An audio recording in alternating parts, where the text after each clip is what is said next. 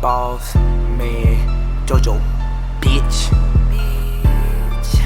Fuck you saying? Fuck you talking about? Yeah, you know what I'm on, Fuck what you saying, cause I'm getting money. Chasing these bands, talking Monday through Sunday. I gotta eat, nigga, you know that I'm hungry. Pointing my mans and I tell them I'm coming. Stand on our team, you know JoJo ain't running. Show me somebody who took something from me. Where he at, where he at, where he at? There you go, there you go, there you go. Run that shit up like I do my bands. Fuck nigga, I don't need no friends. I'm tryna get all these Benjamins and turn you fuck niggas into fans. Bullets making nigga tap dance. I ain't talking about a lap dance. Fuck that, nigga, I came back like I never left. Independent, yeah, I'm by myself. Ballin' hard, I don't need a rep. Cooking, you know, I'm my own chef. Doing right, so you know a couple people got left. Fuck 'em, I ain't gon' hold my breath. I ain't gon' never be helpless. I ain't gon' lie and act like a couple of my people ain't help me. Fuck what you saying, cause I'm getting money. Chasing these bands, talking Monday through Sunday. I gotta eat, nigga, you know that I'm hungry. Pointing my mans and I tell them I'm coming. Stand on our team, you know JoJo ain't running. Show me somebody who took something from me. Where he at, where he at, where he at? There you go, there you go, there you go. Fuck what you saying, cause I'm getting money. Chasing these bands, talking Monday through Sunday. Alright, what's up, man? It's your boy, Boss Man JoJo, man. We back at the spot with JoJo, and I got my boy Rico in it, man. You know what we doing? We at the private shop today. You know what I'm saying? And this is the man with the plan. Tell him about yourself, man. 26 years old, man. Been doing this probably like 5 years now. I think I started this in like 2018. And we here now. We got 2 stores. We got one here located in Myrtle Beach, South Carolina, and then we got another one in White Plains, New York. Word. So what made you start getting into shoes and selling shoes? Like, it's more than just shoes. It's kind of like my love of what I do, of my style, and my life. So I was into clothes. We started off the whole thing with clothing. So we started off as vintage clothing, so like old 80s stuff, 90s stuff. And we just caught a market. You know, everybody was looking for graphic tees at the time. I couldn't buy the expensive stuff at the time, so it's like I was going to Plato's Closet, Goodwills, and I was finding stuff for me. Right. And then everybody would see what I had on and would be like, yo, where you get that from? Woo the woo. And I was like, yo, I just thrifted all this stuff, and then I just found the market. So I was like, shit, why not try it? And we started it. We were selling tees for like $10, $20 tees, and we were getting for $1 or $2, and then it just built up. And then we moved into the shoe game too, and it just became something like shoes and clothes go hand in hand. So like, if you got the clothes, you gotta have the shoes to go with it too. Right. So like, where are you from? So I'm originally from Spartanburg, South Carolina. Word. So upstate. I came down here, went to Coastal for a little bit. I think I got to my 3rd year of college, and I kind of really didn't know what I really wanted to do. So I took a semester off. I told my family I want to take a semester off and let me just try, you know, something that I want to do. And I tried it. Like I said, I would travel to North Carolina and I would thrift, and I would come back, sell it, go back to North Carolina, thrift some more, bring it back, and people were just like, yo, this is working. So I was doing it at my house, and it got to the point where it was getting crowded. People were coming to my house. So you started jumping, basically. Basically, it was to the point where everybody was coming to my house, and I had clothes everywhere in my house, and I just didn't like that no more. Right. So yeah, so I moved out of there. Then we moved into a barbershop. Then after we moved into a barbershop, we got into a smaller building. Then after that, we got into this building right here. Then after we did this one, then we was like, yo, it's working. Why not try it in New York? My partner's from New York, Drew. So he was like, yo, let's do it up there. We did it. Word, that's what's up. So it's basically like everything just fall in line. It was just, this is my life. I couldn't tell you like the right answers. It's like, this is my life. This is what I do. I get dressed in 5 minutes, and everybody be like, you fresh as hell. Right. And it's just in you, they don't. Exactly. So pretty much that's it. Yeah. So what's some like words you can tell some people that coming up trying to do the same thing, that really like sneak your heads, or just like selling, or like got a brand they trying to push? Or well, like I said, we've been doing this since 2018, and I mean, when I say 2018, that means every day since 2018, not here and there. Literally every day. I would tell somebody, if you really want to start something, be consistent. Like, don't stop. Even when you're not getting the publicity that you want, even if you're not getting the likes, even if you're not getting the views, it's a reason why you're not getting it, because you're not putting in the work. It's somebody out there who's been doing it for 10 years, so why would you be in front of them when you only been doing it for 2 days? So you got to put in that leg work just like everybody else do. You know, like I said, we're not even big where you think we are. We just touching the scene, you know what I'm saying? At the end of the day, if you put yourself out there, you know, people gonna label you as something anyway, so Right. you gotta give them something good to label you as. Okay. Cool. I'm gonna get off stage real quick. What's your favorite sneaker? I knew you was gonna say that. Favorite sneaker? I'm just original, man. The band one, so I'm gonna do Jordan 1 breads. Bread. Yeah, the Okay. bread ones. I'm a OG type of guy. I don't really I like stuff that I can wear a lot of and I can get used of. I don't want to wear something and I only can wear it 1 or 2 times. I got you. Okay. Second. What's your number 2, man? Number 2, we was just having this conversation about shoes. Number 2 will probably be Military Blue 4. I like that shoe. That was a shoe, me coming up as a kid. It's just a pretty shoe. The Jordan box with the face on it. We don't have it in store, but that's not the like no. It's like that, but it's black with the blue in the end. Like it's white oh, okay. and blue. If I could show you a picture, we don't have one in store. But we'll show you after the film. That one's a good one. The Miss 4s is probably those are my top 3, I would say. Okay. Yeah. You got who's your favorite like designer? Favorite designer? I don't really have a favorite designer. I like stuff and I don't like stuff. You get what I'm saying? Like I like a little hint with everything. So like I like what Kanye's doing. I like I don't know. I like everybody. You know, back in the day, the V-Long was crazy. So Barry was good in that. It's a lot of people out there who got their own flow. I just take a little piece from everybody. Right. I don't really have a favorite one. And I like to also like get like if we got people in the background, I like to talk to like the crowd too. So I seen bro smile when I asked designer. I want to ask him like, hey bro, like, Probably. who's your favorite designer? Like, Who would you say? My favorite designer? Favorite designer. Kanye. I know I say Kanye. Just because he just do stuff that you wouldn't think would work. Right. And it works. I remember when foam runners and slides came out, everybody gave me hell about them shits. Cause like, yo, what do you got on your foot? Yo, what do you? And it's just kind of like, he's so futuristic and you wouldn't even think about it because you're so used to wearing Nikes. You're so used to wearing tying your shoes with laces, and so it's just like you got to get out your comfort zone. And you gotta get other people out their comfort zone. If you can get somebody else out their comfort zone, I think you're doing something well. you're right though, cause like everything he do, I really see him. It seems like he go actually to the homeless. Like he go look at how they dress and go put something on similar to it, but but it be clean. It's just him though. Like I feel like he don't do anything because of the style. Like you know, a lot of these designers base stuff off what's in and what's not. Right. Kanye goes with what he like and what he think is in. You know what I'm saying? Like I don't think he looks and be like, oh, everybody's wearing, all over prints, so let me make an all over print tee. He's not doing that. He doing stuff that you wouldn't even think that would be popular. That's popular. You know what I'm saying? You know how many people say those Yeezy slides are jail slides, and he still make a killing off of it. You know, people are still wearing them. People are paying $300 for a slide. So obviously he's doing something right. You know what I'm saying? And just for the black, African Americans too. He's just showing us that we could be successful in this career too.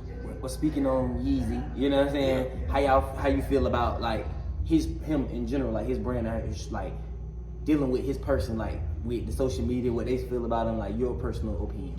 I just feel like he's so smart that a lot of people can't comprehend what he's talking about. Right. So like he's in the rooms with these guys and with these big designers, with Nike, with Adidas. So he sees what's really going on. Us, we don't really know what's going on. So when he try to tell us, we can't relate to him. Right. So when he says things and be like, man, he's stupid, he's dumb. He's like, you just never thought of it that way. He thinks outside the box. When you're that smart, when you're in the rooms with these, millionaires, billionaires, you have to think outside the box. And I think for us, a common person can't relate to him. You know what I'm saying? So when he talks about certain things, you got to sit there and think about how and why he did these things. You know what I'm saying? Deeper than what you thought it was. So there's some things I'd be like, I don't know if Kanye right about that, but then I take a step back and be like, oh, okay, I see why he said that. Right. So I just think he's just way smarter than a normal person. So like, I can go into it for days. You know what I'm saying? Did you always have like dreams of owning your own business or selling? Yeah, but no though. So I always wanted to play in the NBA and the NFL. Everybody always talk about it, being in the NFL and being in the NBA.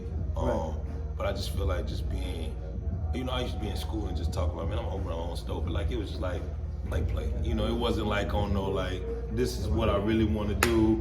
I'm about to put all my eggs into it.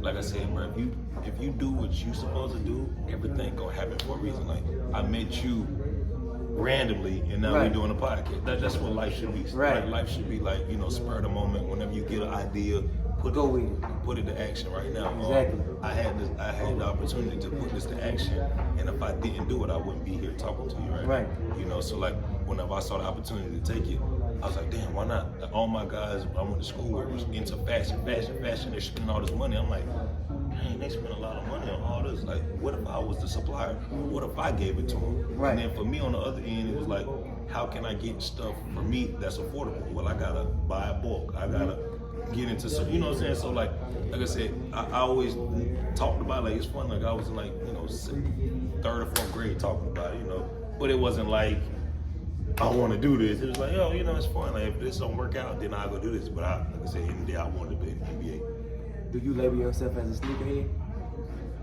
Yeah, I relate with myself. I don't really label myself, man. I am who I am. Right. Like I don't. You speak for itself, basically. Yeah, like I feel like sneakerheads are like, I need to go buy the shoe. I need to go get cases. I need to put them in the case. I need to do like. This is natural. Like this your lifestyle. I wake up. Like I wake up. Look what I got on. Like I don't just. Like you can actually put on any pair of shoes that you want. This. Yeah. Like when you get to the point now where it's kind of like, I don't really look at shoes like I used to look at shoes.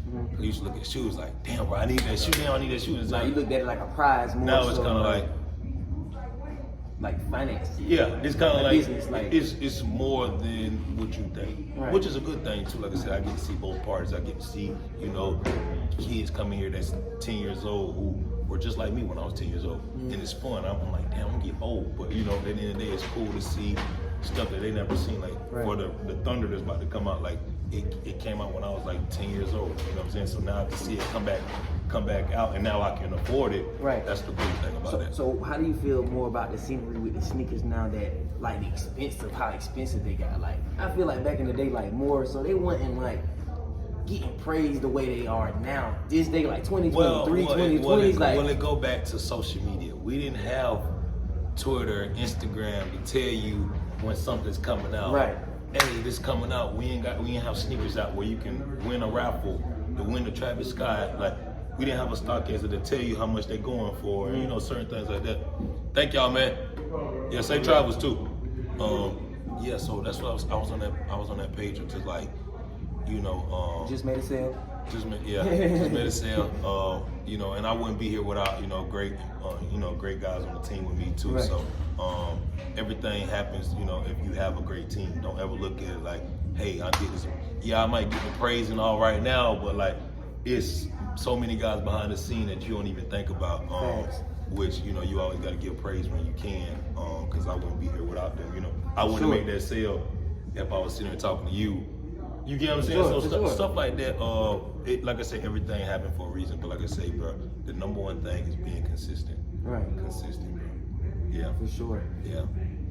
Yeah, with the change and stuff. Like, have you ever been in a situation like, cause you know, there people been killing over J's. Like, boy, it got bad at one point. You know what I'm saying? Yeah, like, but honestly, man, it's like I said, go back to social media, man. What was your worst? My question mainly is like, what was your worst like experience trying to go get some shoes back when you was kind of like in the rising of it? You know what I'm saying? What was your worst experience trying to come and get you a pair of J's? I honestly never had a bad taste as in that. Mm-hmm. I saw it from the other way. So say for example, a shoe comes out, and I've been in the place where I walk out with 20 pairs, and then one person is looking at me like, dang, you know what I'm saying? So like that, I've seen it in that aspect of Did it. people like, ever try to buy them from you? The same, like say before? And that's the thing too. So yeah, we resell, but we reselling for the good. So like, you know, when people think you reselling, you think you reselling just to try to make money. No, we're reselling because you didn't get a chance, you didn't win your raffle.